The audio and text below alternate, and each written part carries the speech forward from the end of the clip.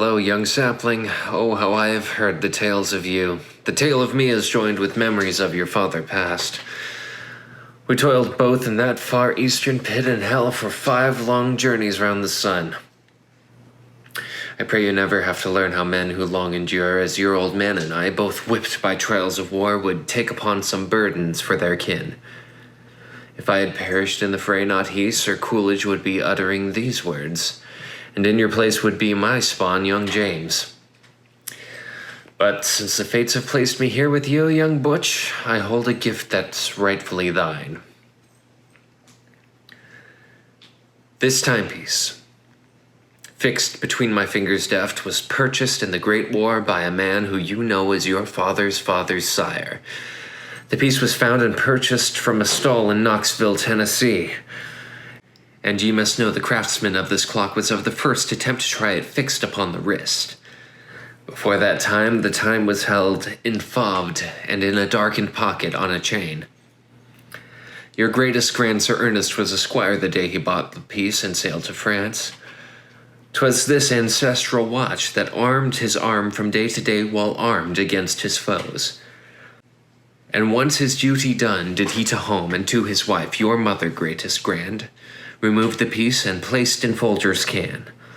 For there it did remain till could be heard the sound of warlike trumpets once again, calling to fight your grandfather, Sir Dane, to oppose the phoenix-like Germanic cause. The Second Global War, this had been dubbed.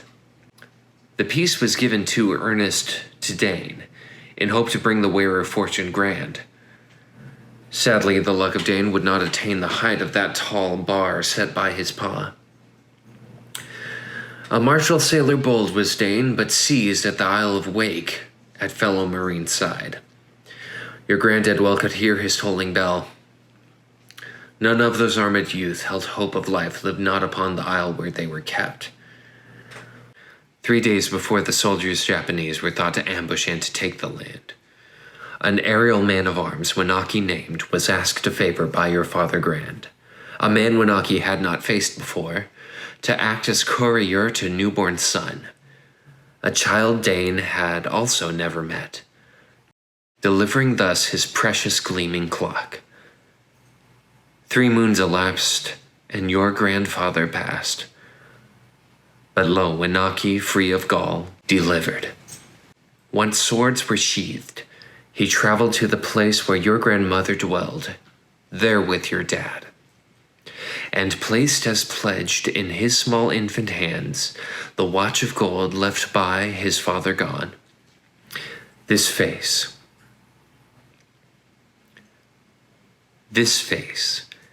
and these 2 hands ticked on upon the wrist of your proud dad, the hour that his airship's wings were clipped, still soaring in the tense Hanoi skies.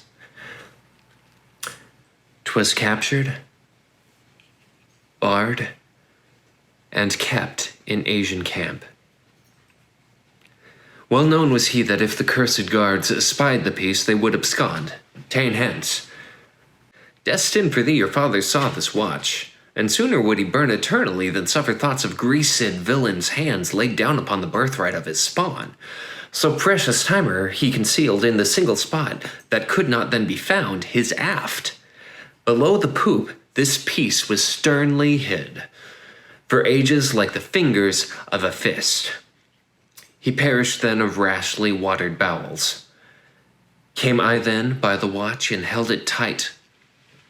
A toddler's age I clenched inside me deep this awkward and suppositoried ore. Then 3 short of a decade was I sent, to be returned to join my house and kin. And now, young Butch, I give this watch to you, and ne'er forget the journey it's been through.